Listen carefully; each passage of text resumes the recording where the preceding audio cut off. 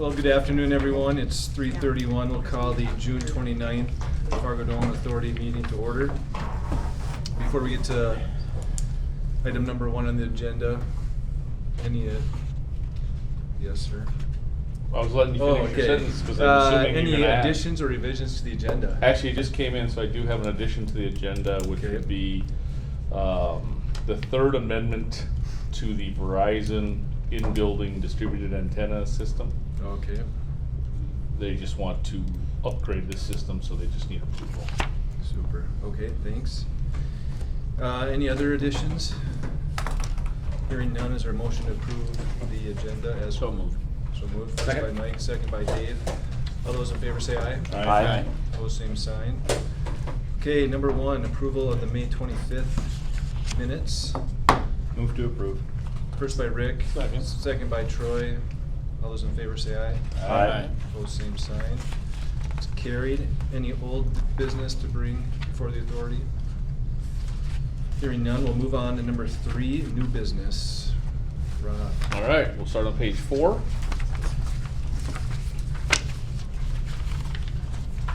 Guess it's the first time in what? Since February of 2019, we can say we actually beat budget. We'll be positive next month, maybe. That's a lot of pressure you're putting on Susan there, but we hope we definitely will should have a decent month Yeah. from for next month.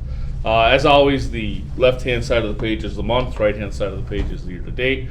So for the month of May, we had 2 events with attendance of 4,700 compared to budgeted attendance of 10,200. Essentially, that was with the NDSU commencement limiting and ticketing their attendance. We had total event income of 16,400 compared to a budget of 22,900, and we had indirect expenses of just about 284,500. However, that was just about $44,500 below the budgeted number of just shy of $329,000. So for the month of May, we had a deficit of $147,800, but that actually was about $15,000 above our budgeted $163,000 deficit. On the event side of things, just point out that the theater event, we ran another budgeted theater show through that did not occur and will not occur, with the slowdown continuing for us on the touring side through the first half of the year. But Sanford Health did do an employee recognition event here that was not budgeted.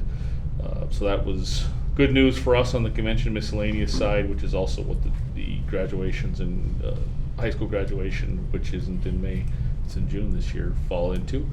And then meeting rooms, again, still haven't come back with the conferences. We are starting to get a fair amount of inquiries, I'd say the last quarter of the year and then into 2022. So we'll still be slow in the rooms until probably September, and then kind of picking up with our annual things there. On the expense side of things, labor was about $10,500 below budget.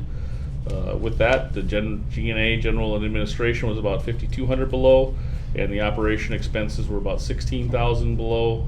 Milder event for steam and electricity, but we did have expense with, again, as we kind of ramp up and get ready for things, a lot of lighting, light bulb replacement, things such as that. So we're $44,000 there. Any questions on the month of May? Okay, year to date then, continues the trend we've been talking about here for 15 months. But we've had 67,000 people through the building compared to a budget of 142,000. We've had event income of just over $369,000, which is significantly less than the nearly $1,067,000 budgeted. And we have had indirect expenses of just about $1,602,000, but that still is $197,500 below the $1,799,000, so a little over 10% reduction in expenses. So through the first 5 months, we have a deficit of $611,800, which obviously is far less than our budgeted deficit of $20,000. As we've talked,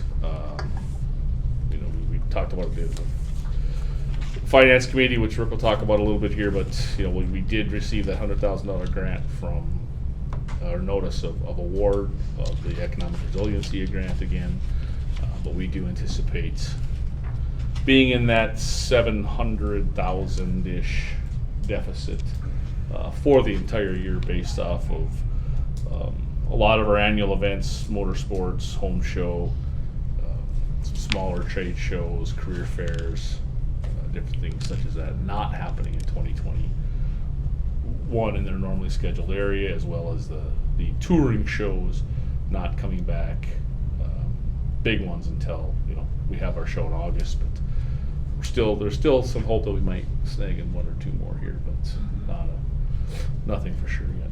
So. I forget, so did you say did that grant require any expenditures, this one? Or it was The economic resiliency was a replacement of lost revenue. Okay, yeah, so it is free. Yep. Okay.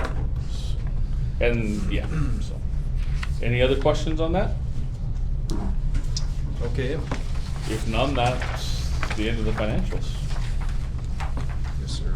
I move to approve the financial report. Okay, Second. second by Dave. Do a roll call.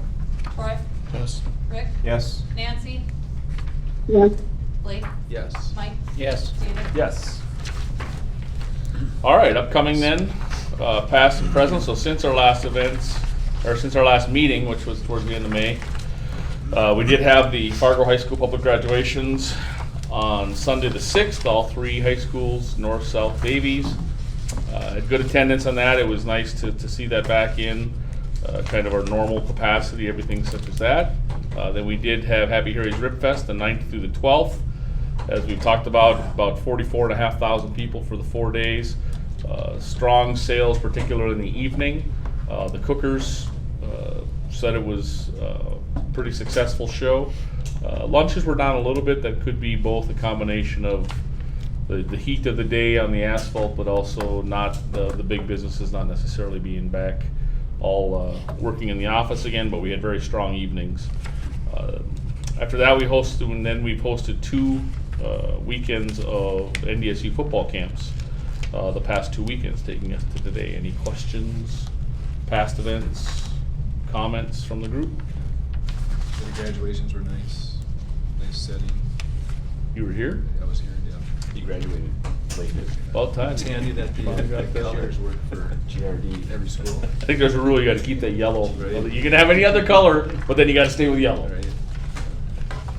Hey, actually, for a while there, Moorhead had reached out and they were seeing if they could come in too, and I said, well, we could do it, but the colors are yellow and kind of a bluish, brownish, reddish, so I don't know how you're gonna make orange and black work. We'll see how that goes. Moving forward then, we'll have USA Wrestling is coming back. They'll start moving in around Tuesday or Wednesday, the 13th or 14th. They actually start Friday the 16th of July this year. That's an add-on. I believe they're doing a tournament wrestling out to create one of their world teams.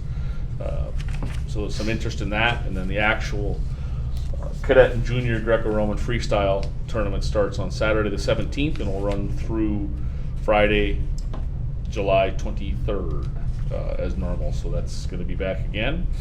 Then it's not on here, but just as a couple of notes, the 24th and the 25th, which is Saturday and Sunday of July, the Fargo Air Show is in town, so they will be using our parking lots for that. It's a long-standing relationship, understanding we have, kind of helping out a neighbor for that. And then the following week, which is actually after our next meeting on the 27th, July 30 and 31st, with Blues Fest going on at Newman Outdoor, they'll be having some camping spaces in the west parking lots as well. Any questions on any of that? Just curious as to how many camping spots actually get used in the Blues Festival? Any idea what the 40-ish. Oh, okay. Not 40, 50. It kind of varies, sometimes 60. And I might be making that number up because I don't know if it ever gets counted. Oh, alright. We send a bill, it gets paid every year. But we get a small percentage of the payment on that. And did you say some acts are looking at the fall? So right, There are a few. Most of the things are concentrating outside right now. Or frankly, right now, just getting back up and running. There is, I am hearing, I've not had any verification of this, but just like the arenas and the convention spaces are having challenges getting people to work for a variety of reasons. drivers. The tours are starting to run into some challenges getting enough truck drivers, bus drivers, storage containers, different things such as that. So I haven't heard that it's delaying the start of any tours. What the inquiries we have received for 2021 are artists that have summer tours at the amphitheaters outside and different things such as that, and then are looking to maybe, instead of taking a break after that, since they've had a long break, maybe just slide right into indoor dates in that late October, November, December time period, and then into 2022. Okay, thank you. We'll move on to 3B, committee reports. Sure. First off, the May financial reports, we reviewed those and approved those, so we'll move on from there. The Building and Finance Committee met 6/23 last week and covered a few other things besides the financial reports. Project updates, a number of the projects that were mentioned to us. The dressing room, catering room remodeling is nearing its final completion. The canopy project, the repairs to that completion date is estimated at the end of July. And the catering area, the FARGODOME was in the process of updating the catering kitchen in order to provide some in-house catering.